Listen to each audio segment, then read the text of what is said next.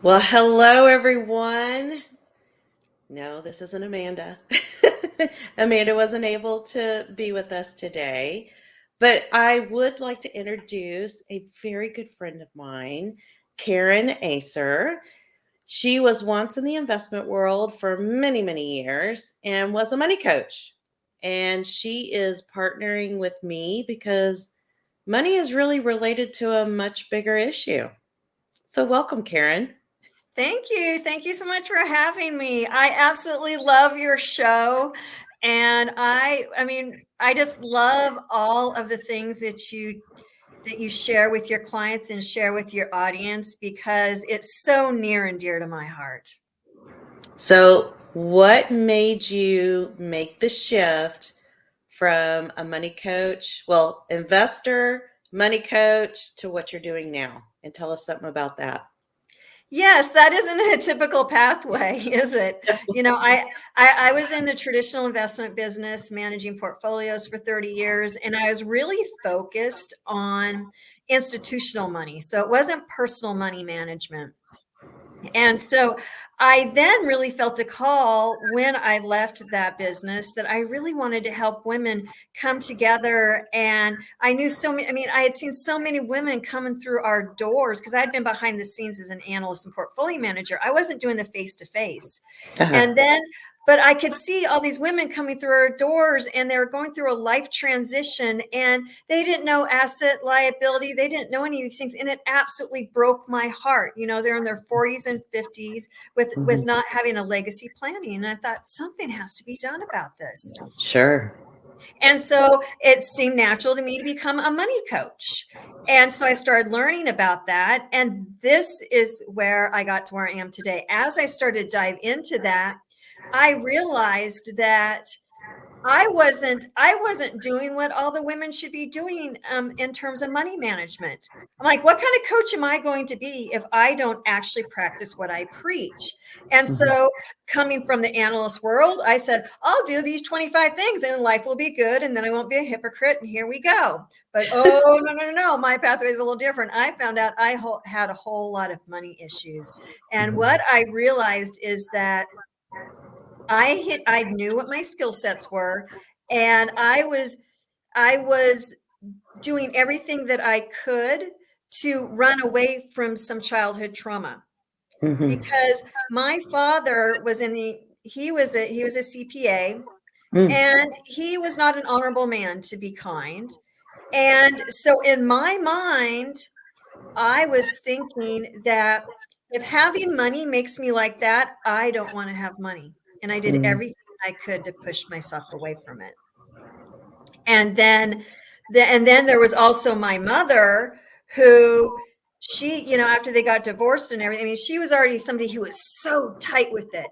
And when people probably describe it as miserly. Yeah. And then it was because she was so afraid of what money would do to her. She thought it would destroy her character. Mhm. And so I had, my dad throwing money everywhere and doing all this. I never had any really good ideas of what the purpose of how money could be used is a good thing. Mhm. I had to start dealing with my own lies. Mhm. And as I was doing that and I was connecting with my clients and I was connecting with other people in the whole space of helping people, I realized trauma is the source of all this trauma and coming out of alignment who we are. Because the Mhm. other thing that's very ironic is one of the reasons I went into the investment world is because my dad said I couldn't do math.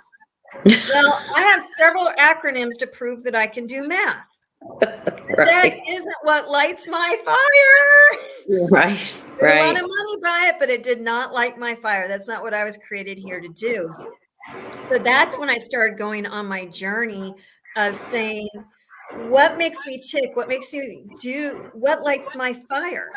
Mhm. And that's how I started to come into being a trauma release coach, is because I realized it was all this stuff down trauma that I didn't want to deal with that kept me out of alignment with who I was supposed to be. Yeah. Yeah. Yeah. So, I mean, so the way that we started this is money is just the surface level issue. I mean, Correct. it could be money, it could be food, it could be alcohol, it could be drugs. I mean, it could be a whole number of things. So, yeah, yeah. And our beliefs, we learn those at such a young age. Yes, we It's do. amazing. And we You bring know, those into adulthood, not even realizing that we're doing it. yeah, and especially with the topic we're here with money, is that it's a mask. It's a Hmm. mask for something else, especially Hmm. those people who've made a lot of money that have nothing to show for it. Hmm. A lot Hmm. of people. Hmm. Or the other side of it, you don't have any money and you become obsessive about wanting it. Hmm. Because both sides of the spectrum are unhealthy. Right, right, right. So, can you tell us a little bit more about your journey and how you came to realize all of this, and kind of what you do to help people through this? Yes, it is, a lot. Well, like I said, part of my journey was realizing that the moment I realized that I had gone into my profession to prove a point Hmm. is when I realized it wasn't in alignment with my values. Living your life to prove a point or to make somebody proud of you, that's another big thing. Hmm. And I actually had Hmm. both of those with Dad. I was proving a point and I wanted him to be proud. Hmm. And when you're driven by, and that then makes you going towards a life that's driven to the external. Hmm. And the big thing is that I had no idea. I had Right. zero clue this was going on, because one of the things I talk about with my clients is we live out of our heads, but we're designed to be mind, body, and spirit and have all of us. And so Hmm. when we can't feel under here, because again, also, I'm a Christian, so a lot of what I do is faith-based, but it's like, if you believe that God put a call in your life, made you a certain way, and you, first of all, you're not even in touch with what's in your heart, Hmm. you're always out of sync. It's kind of like trying to walk and dance, like halfway or twisted like a pretzel. Hmm. And you're like, gee, I wonder why I can't walk straight and things aren't going the way that I want to go. Hmm. And that's because you're out of alignment, but you don't know it because you shut yourself down due to childhood trauma. Yeah. You come up with things, you come up with tools that make sense. Hmm. I one of the stats that I love to share with people is 50% of everything we do are based on subconscious conclusions we've drawn by the time we are 4 years old. 50%. That's By the time amazing. we're in 8th grade. Now think of your toolbox you have as an 8th grader. That stat goes up to 80%. Mm. So then all these conclusions, these cause and effects that you have, you carry it through the rest of your life. Hmm. And so you're trying to make decisions with a 5-year-old's toolbox and wonder why our finances are a wreck. Right. I wonder Right. why and why that is going on. And so where I really what was happening is I was partnered with somebody else in the financial stuff, and I had no interest in helping on the financial side. I just knew it was a need, as unmet Hmm. need. And so Right. I was working on the self-development side of it. And that's where I really kind of honed this and realized that the money issues are a fruit of the brokenness inside, and you can't fix the fruit if you don't know what's being watered, what's in the tree trunk, what's in the roots, really getting down into that metaphor, getting into the roots. What are those roots believing to push out this expression? And so that requires starting to be vulnerable. Well, if Hmm. you haven't felt safe and supported growing up, it's hard to be vulnerable to go there. Right. So creating that safe space to say, okay, I'm going to dare to find out what's going on under there, because we all want to step into who we are called to be. Yes, yes. Yeah, and I think especially if you have, like for me, I got in and out of debt like it was my job. So I knew I mean, I'm a CPA. I know how to budget. I know how to do money.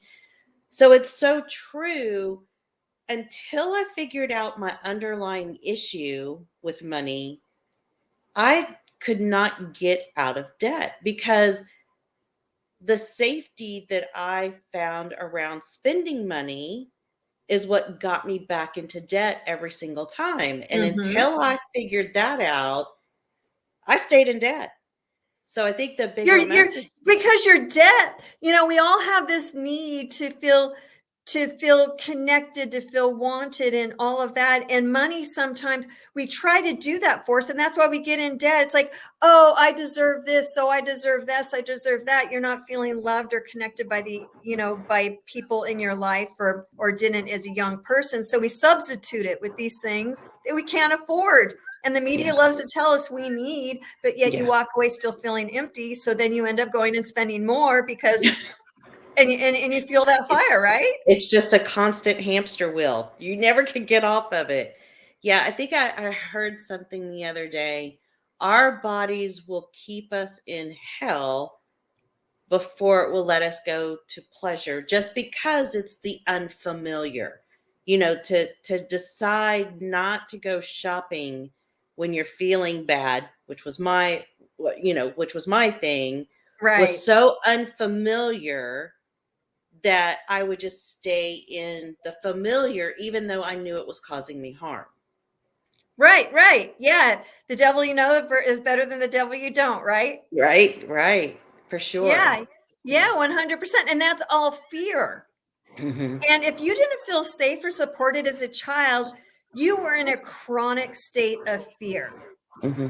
And it's just fear has different faces, so it's how fear expresses itself. And Right. so that's part of, like, when I'm working with people, say, what are your fears? What are you afraid of will happen if you don't, Yeah.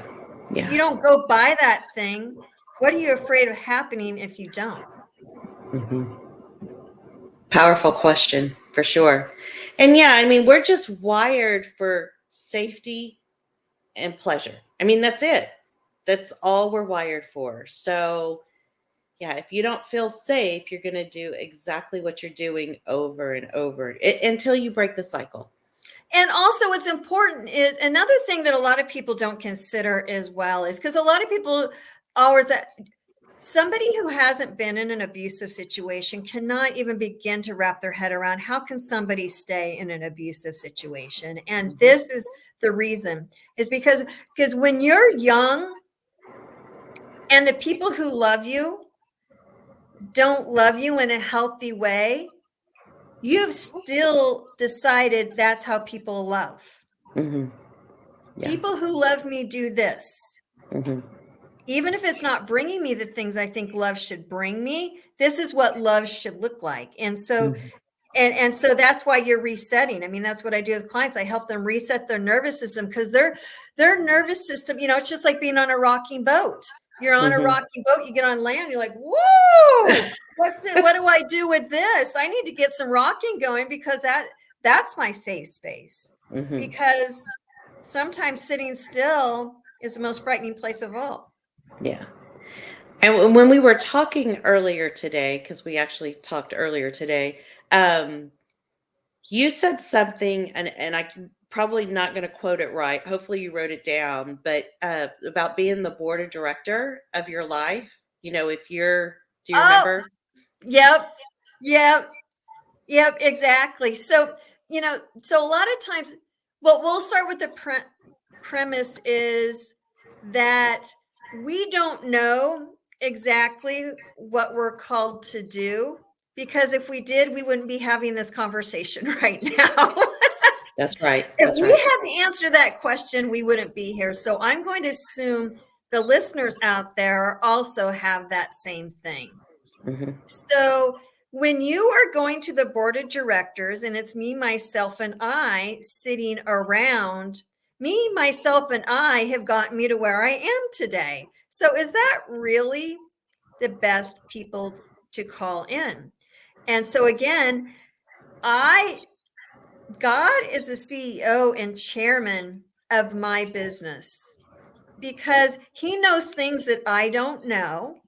Mm-hmm. Because humbling ourselves to say we ain't the shell answer man is important to know. And God knows who we are. And I was actually, and I'm not trying to, pour faith down people's throats here, but there's something that really stood out yesterday when I was in church. And that was Jesus was called to intercede for us. So he's trying to get us in alignment with this. So if we are constantly fighting it, right? We have this call in our lives. We're constantly fighting it. We're working on systems with ourselves. We're putting our businesses together. We're working on our finances, all these other things, but we're all doing it in our own power. Mm-hmm. That can get us into trouble because that's what got us here. And it's like, what did Einstein say? The definition of insanity is doing the same thing over and over. And that is like by bringing in another party, i.e. God, and say, hey, you know what? I think maybe I'm going to actually ask you, what was I designed to do? What Mm-hmm. brings me alive? Mm-hmm. Because when we live in the bar and we're living out of our heads, we haven't come alive. And that's why we're doing all these band-aids. And like you said, it could be money issues, but it could be alcohol. It could be food. It can be whatever your thing is. You're doing that because you're trying to feel alive. Mm-hmm. And Right. when you're you're trying not to feel at all. right. Right. But it's all, yeah. And that's a quandary. So you're always living in this mixed message. I want to feel alive, but okay. How's this? This is hot off the presses. Okay. I want to feel alive without having to feel. Yeah. Because isn't that right? I want to live. I want to be free. I want to be all these things. Oh, but I don't want to feel. Yeah. Right. So you're in dissonance right out of the gate. Yeah. Yes, you are. And so to bring this full circle with what we're talking about with your audience, isn't that what's going on with your finances as well? Yes. It's like you're chasing after something, but you don't understand why you're chasing it. Or the logical part of you wakes up and says, okay, today's the day. I know I don't need to be spending anything. I'm putting the credit cards up. I'm taking my lunch. And a bajillion things happen up until noon. And then by noon, you're going out and eating with your coworkers when you said you wouldn't. Exactly. So. And again, this is coming into alignment with your own values and knowing what your values are. Mm-hmm. Because is there a part of you that doesn't believe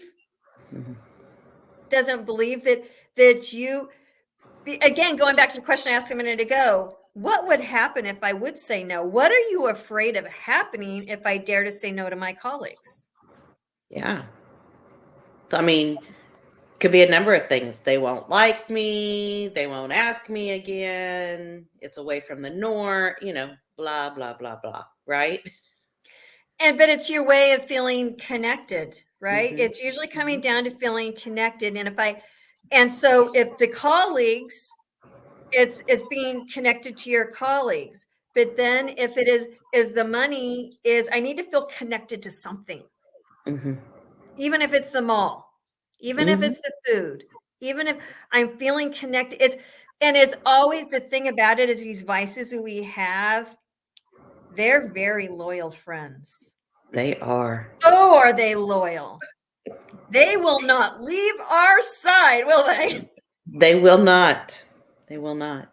But it's the longing for worshiping something. And I mean, we are innate for that. And in my book, there's only one thing that we should be, or one being that we should be worshiping. So yeah, exactly. And so coming into alignment, that's the tagline for my company is empowering Christian women to find clarity, purpose, and God's voice.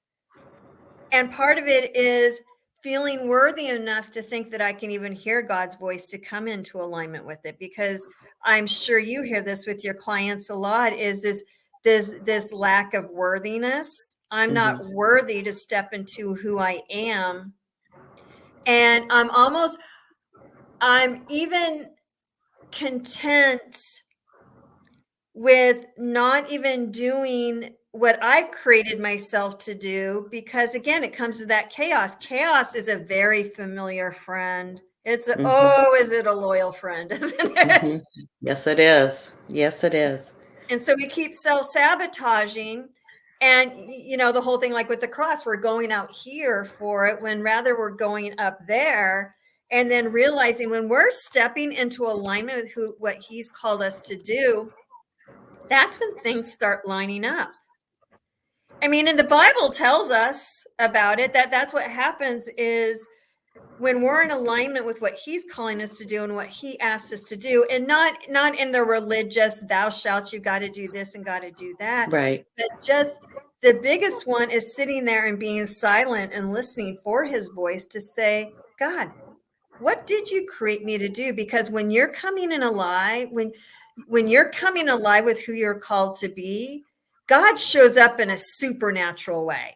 He always does. He lives outside of time, and he doesn't waste anything. He doesn't waste anything at all. And so every time we've missed the boat and we start beating ourselves up, and he's like, no, we'll use that in some way. We'll learn from it, and it'll be part of your story. It's not a story that you're going to run from. It'll be part of how you got here. Right. And then that takes the shame away, right, as well. It takes the shame and the guilt away and say, wait a minute, this was part of my story. But God, where is this taking me? Because, again, the money, we've decided where that money should take us. Well, what if God's blocking us to say, I love you too much because I really wanted to take you there? And again, that's part of the he takes it all away, so you'll stop and say, okay, what's going on here? Are you bringing me into it? Would you like my opinion? Yeah. Because God, God is a gentleman, and he's like, if you use your free will choice to say, I'm not interested in it. Yeah. So tell me a little bit how people work with you, how do they get a hold of you? What does your world look like? What can people expect? Yeah. So my company is called Summit to See. And who we specifically work with women who struggle with anxiety and overwhelm anyone, and also chronic health issues. Because when I was talking about earlier about shutting ourselves down, and I know a lot of women really have struggle with finances because their health is falling apart, which means they can't work. And it also means that they have to spend a lot of money on healthcare. And so that's, again, one of the things, chronic health issues is something to show that you have something you're stuffing down, because our bodies it's just there trying to tell us something, say, hello, you're ignoring me. Yeah. All those feelings you didn't want to feel, they're not going away. They're just stuck, and we open it up. And that also, again, to what we've talked about a lot on this show already, is helping women find their purpose. But if we were told as a child, when we start dreaming, they say, I want to be this and I want to be that. If we're squashed like a bug every time we dare to do that, we've taught ourselves that that's a scary place to consider. There might be something else. They're daring to dream that. There's a song actually by Mark Hill, who's the leader of Casting Crowns, and it's called it's Dare to Dream Your Dream in Me. Who but you, God, would dare to dream your dream through me? Isn't that a powerful lyric? That is, for sure. And it even talks about what we've talked about today. So believing that we have something to bring us alive. You know, a lot of people say, well, maybe this is my cross to bear. This is the lot I have to carry in life. I guess I just have a heavy burden, and that's the card I got. And that isn't the card that we have. And so it's bringing us alive into alignment. And then when we do that, that's when the money and the fruit start coming in. And that's why it's so important, especially if you've had issues with money. I think God gives us blocks about giving us too much money too early because we don't know how to steward it. Right. And so when that alignment comes up is then, you know, and that's why I love to work with you with the clients and say, hey, the money's starting to flow, and let's start establishing those habits before the money really starts to flow. That's right. That's right. So that's why we partnered, because there's a lot, and I'm learning this. You know, I thought it was all just thought work. And so I became a certified life coach, and I've realized, yes, the thoughts are important, but until you get the nervous system involved, because there's always, it just always felt like something's missing. I'm missing a piece of it. And then Karen came into my life, and it was like, oh, you have to come on the show, because thought work is important, but understanding what's going on in the body is also as important. You have to combine the two. And also, just on that note too, is, you know, it is a scientific fact that 90% of everything we do is at the subconscious level. So if we are doing mindset work, that's at the conscious level. So the mindset work is all being done with 10% of you. Yeah. When you think about it in that perspective, and then we're saying these affirmations nonstop, but if 90% of you does not agree with that, Right. and then we wonder, we feel good, but it's a short-term fix, and then it doesn't stick because I leave that conference or I leave that call or whatever it is, and I'm in no more or less agreement, and then a lot of times I'm feeling worse because why didn't it take? Yeah. Yeah. Right. Well, I mean, and we keep throwing money at all these solutions, but we're not taking any action. I wonder why. I mean, if I'm only But using if 10% you of dare, myself, then yeah. But there's a solution. That's the message. There is a solution. yeah, there is a solution. And so I have a 3-phase program. So what I Okay. help clients do is the first phase is resetting your nervous system, because resetting that nervous system breaks us out of that addiction to chaos. hmm That's what it does, because we have to feel something. hmm And so if chaos is it, that's what you're going to feel. And so that's not a healthy place to be. And that's what causes all sorts of health issues. And so I help clients create a safe space and create a place where they can actually calm down, not feel ashamed of rest, not feel afraid or ashamed or condemning themselves for a calm. And this isn't about going to the spa, because a lot of self-development work, and I'm not opposed to that. I'm all about the spa. So don't mishear me there. I do love those things, but that won't get you to where you want to go. This is to show you that you yourself and prayer can go and calm your body and reset your nervous system. And then our second phase is that's when releasing your past, because we hold our past in different parts of our body. Each organ holds an emotion and memories. And so I help clients release that. That when I did that, that's when I released the having to prove it to my dad. I let that go during that time. And it did a lot for my finances because my healthcare bill went way down.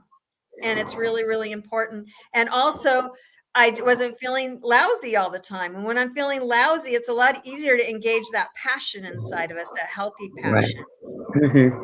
And so you've reset your nervous system, you've released your past, and you're like, okay, what now, God?